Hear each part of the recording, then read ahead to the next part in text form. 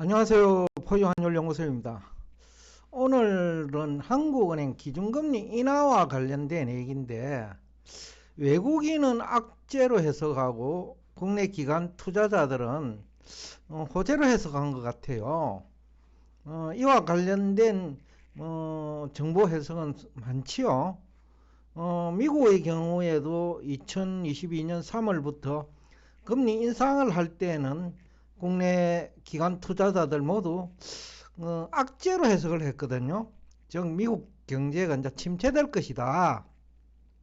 금리 인상을 하니까 그렇게 해석을 해가지고 2023년 말까지 계속해서 미국 경제 침체 얘기를 했단 말이죠. 그리고 한국은행이 또 기준금리 인하를 하니까 또 호재로 해석하는 것 같아요. 국내 기관 투자자들은.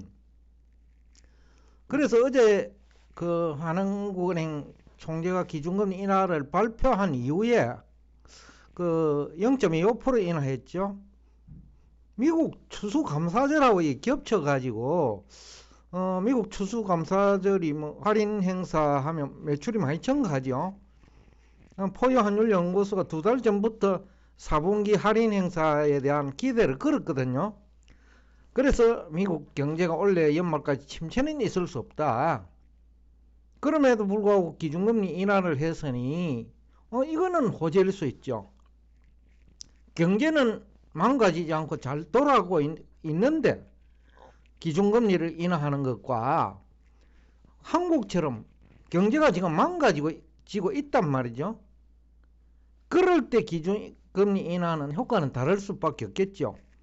그러니까 결국 해석의 문제인데, 동일한 기준금리 인하를 놓고도 국내 기관 투자자와 외국인 투자자가 해석이 다르고, 2022년 3월 이후에는 미국이 기준금리 인상을 하면서 또 우리 국내 기관 투자자 내지는 경제 전문가들 해석과 미국 실제 주식시장의 큰 손들의 해석이 달라지는 거죠. 그래서 한국 투자자들은 들어갈 수 있는 기회를 놓쳤고, 또 어저께는 그 국내 시장에서 외국인 비중이 크니까 외국인이 떠나면 주가는 빠지지요.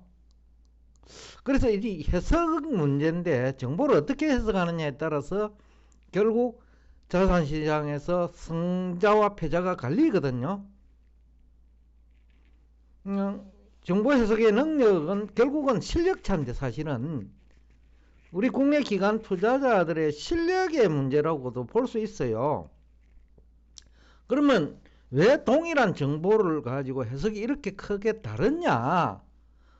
이걸 우리가 이제 공부해야 되겠죠. 앞으로도 이런 일은 반복될 테니까. 그러니까 동일한 정보를 가지고 해석이 다른 거예요. 테슬라도 2022년 초부터 포유환율연구소 해석과 그 다음에 국내 기관 투자자 내지는 수학 개미들 해석이 크게 차이가 나고, 또 2022년 10월에도 국내 기관 투자자 경제 전문가들 해석하고 포유환율 해석하고 달랐고요. 그리고 지난 금리 인하할 때 9월 말에서 10월 두 차례 인하했죠. 11월까지. 그런데 이것도 해석이 좀 다른 거예요. 그러니까 경제가 살아있을 때 금리 인하가 되는 거와, 또 경제 전문가들이 그 성장률 같은 이런 중요한 거시경제 지표 해석이 오판을 했을 때 효과는 또 다른 거예요. 지금 국내 기관 투자자들 내지 경제 전문가들은 미국 경제 침체를 예상했단 말이죠. 최근 금리 인하하는 그 기간 동안에도. 근데 포유환율연구소는 4분기 할인 행사 때문에 그렇지 않다. 그리고 3분기에도 마이너스 성장은 없을 것이다. 금리 인하를 무렵에도 최소한 1.5%는 성장할 거다. 그리고 중간에 그 소매 판매를 보고 2%대 중반까지 끌어올려 버렸거든요. 그러니까 동일한 정보를 가지고 해석이 달라가지고 기회를 놓치거나 투자 손실이 발생하는 거죠. 그래서 이번 한국은행 기준금리 인하도 동일하다는 거죠. 실력은 늘지 않았다. 즉 우리 국내 경제 전문가들과 기관 투자자들의 실력은 작년이나 2년 전이나 2021년이나 지금이나 경험을 하고도 실력은 늘지 않았다는 거죠. 그러면 지금 어떤 부분에서 해석의 차이가 났느냐라는 거죠. 크게 보면 한 4가지로 요약할 수 있을 것 같아요. 외국인은 기준금리 인하 배경에 배팅을 한 겁니다. 그래서 팔고 나갔는 거예요. 한국은행이 고민을 많이 했을 거라고요. 뭐 평소 한국은행 총재 얘기를 빌리면 고민 많이 했어요. 기준금리 인하 가면 환율이 오른다는 거죠. 한국은행 총재 얘기입니다. 저 얘기는 아니에요. 그렇게 늘 얘기를 해왔단 말이죠. 그러니까 고민할 수밖에 없죠. 기준금리 인하면 또 환율이 1,400원에서 1,450원 갈 수 있다고 한국은행 생각할 수 있다는 거죠. 물론 포유환율연구소 생각은 다릅니다. 그러니까 기준금리 인하 배경에 배팅했고 또 기자회견 내용에 배팅했다. 한국은행 총재의 기자회견 내용이 여러 차례 있었는데 거기에 배팅을 한 거다. 그러니까 기준금리 인하 배경을 놓고 보면 심각하다는 거죠. 고민을 하면서까지, 즉 기준금리 인하하면 환율이 올라가고 물가가 오르고 또 뭐 여러 가지 부작용이 생기는데 그럼에도 불구하고 기준금리 인하를 했다라는 거예요. 한국은행 총재 분석이. 그러니까 외국인 투자자 입장에서는 한국 경제가 굉장히 심각하다고 해석하는 거예요.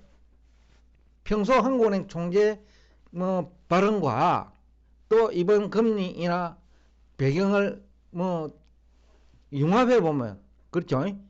그 정보를 융합해 보면 외국인 입장에서는 팔고 나가야 돼요. 근데 국내 기관은 좋게 해석을 한 거죠. 기준금리 인상하면 악재, 인하하면 호재. 막연한 암기한 거. 제가 항상 경제학자들, 경제 전문가들, 국내 기관 투자자들 수준이 대학은 졸업했는데 객관식 공부를 해가지고 서울대학 가고 연대 가고 고대 갔단 말이죠. 그러니까 분석 능력이 없는 거예요. 객관식은. 그냥 4개 지문 중에 하나 고르면 되는 거. 몰라도 고를 수 있어요. 왜? 다른 그 다음 중 옳은 것 중에 아닌 것 4개 지문 중에 3개 있을 거 아니에요. 그러면 아닌 것만 알아도 그 진짜 정답은 몰라도 그 객관식은 해결이 돼요. 근데 주관식은 이 문제가 해결이 안 돼. 그래서 우리 스카이대 출신의 한계가 그거예요. 암기를 해버렸어요. 수학도 암기, 물리도 암기, 경제도 암기, 경제정책도 암기, 전부 다 암기예요. 그러다 보니까 기준금리 인하를 하는 배경은 생각 안 했는 거죠. 근데 외국인은 기준금리 인하 배경에 배팅한 거예요. 그런데 국내 기관은 기준금리 인하 사실 자체에 배팅한 거예요. 그러다 보니까 결국 실패하는 거죠. 앞에서 얘기했지만 하는 총재도 지금 문제예요. 여태까지 그렇게 그 기준금리 인하하면 환율이 오른다고 이렇게 발언을 계속해 왔기 때문에, 즉 부작용이 발생함에도 불구하고 기준금리 인하한다고 했기 때문에 외국인에게 영향을 준 거예요. 또 배경을 놓고 보더라도 금리 인하를 하면 그러면 한국 경제 회복되느냐라는 거죠. 한국 경제는 지금 구조적인 문제예요. 구조적인 문제. 그러니까 지난 3, 40년 이상 부동산에 올인한 정책 때문에 지금의 한국 경제가 위기의 정점에 있는 거예요. 그러니까 문제가 없을 때는 부동산 가격 상승이 실물 경제에 도움이 될 수 있어요. 근데 그 임계점을 벗어나는 순간, 그러니까 많은 중소기업이 부도나고 자영업이 부도나고 근로자들이 일자리를 잃을 수 있는 환경이 만들어지고 뭐 이런 아주 많은 가 있을 때 그 과거 30년간의 부동산 정책이 이제는 그 빚만 그 가게에 빚만 남기는 결과를 초래한다는 거예요. 그래서 어느 선에서는 부동산 정책이 안정으로 가야 되는데 윤석열 정부 들어서도 계속해서 부동산 경기 부양책을 썼단 말이죠. 즉 악재가 발생하는 환경, 즉 부작용이 발생할 수 있는 환경에서 정책을 선택해버리면 그것은 그 정책은 실패한 정책이거든요. 지금 윤석열 정부 부동산 정책이 최근에 부동산 가격 하락을 계기로 그냥 가계빚만 늘린 거예요. 그렇다고 부동산 가격이 안정된 것도 아니에요. 그러면 성공한 거죠. 그런데 하향 안정의 목적을 어떻게 하면 성공했는데 포유환율연구소가 느끼기로는 하향 안정을 위해서 지난 2년간 부동산 정책한 거 아니거든요. 가격이 내리니까 가격 상승을 유도하려고 한 거예요. 그런데 환경은 아니었다는 거죠. 그래서 부동산 정책이 실패한 것이고 또 그 기준금리 인하까지 해야 되는데 이 기준금리 인하도 앞에서 얘기한 배경이나 효과나 즉 인하면 효과 이렇게 있느냐는 거죠. 예를 들어서 롯데그룹이 지금 굉장히 어렵거든요. 한국은행이 기준금리 인하하면 롯데그룹 금리가 내려가느냐는 거죠. 실제 금리. 또 신용도가 낮은 자영업자나 중소기업의 금리가 나느냐는 거죠. 기준금리 인하하면. 바로 이 문제예요. 효과가 있을 것이냐 이 문제. 그리고 또 돈은 뭐 실물경제가 뭐 건설업체는 물론이고 뭐 제2금융권 그리고 1금융권까지도 이제 전이가 되느냐 안 되느냐 이런 기로에서 기준금리 인하로 해결될 문제인가 이 문제가 바로 그것을 외국인과 국내 기관 투자자들 사이에 해석이 다른 거예요. 그래서 외국인은 팔고 떠나는 거고 이틀 만에 거의 뭐 어제 4,900억하고 코스닥까지 합하면 1조 팔았거든요. 1조 원이 전에 5천억 팔았거든요. 그럼 오늘도 5천억 판다 하면 이틀 만에 1조 원이에요. 쉽게 하면 고객 예탁금이 지난번에 50조 원 무너졌다는 얘기를 했어요. 그럼 또 1조 원 감소하는 거예요. 바로 이런 그 정보 해석 능력이 국민 경제를 장기적으로 어렵게 하고 주식 투자자들을 점점 더 수렁에 빠뜨리게 하고 그런 결과를 초래할 수 있다라는 얘기를 하고 싶고 또 투자자들이 현명해야 한국은행이나 정부 부서도 제대로 된 정책이 나와요. 투자자들이 현명하지 못하니까 그 인기 영합적인 그 정책이 나오는 거예요. 한국은행 총재가 정치적인 성향은 없겠지만 그래도 이 정부가 임명한 뭐 총재인가만은 맞잖아요. 그래서 금리 인하했다고 오해를 불러일으켜서는 안 된다는 거예요. 정부가 막 비난을 받고 이러니까 한국은행이 그것을 잠재우기 위해서 기준금리 인하면 안 된다. 또 기준금리 인하 효과가 있을지 없을지에 대한 분석이 그 면밀하게 검토돼야 되는데 검토위원들 중에 제가 알기로는 그 정도 능력 되는 사람은 없어요. 뭐 대학 교수들이 뭐 과반수잖아요. 대학 교수들 지난 3년간 여러분들이 경험했잖아요. 그분들이 실력이 있는 사람인지 아니면 단순히 경제 이론을 암기한 사람인지 그건 뭐 이미 검증됐다고 봐요. 하여튼 뭐 어떤 정보든지 간에 해석 능력에 따라서 시장 성패가 결정된다.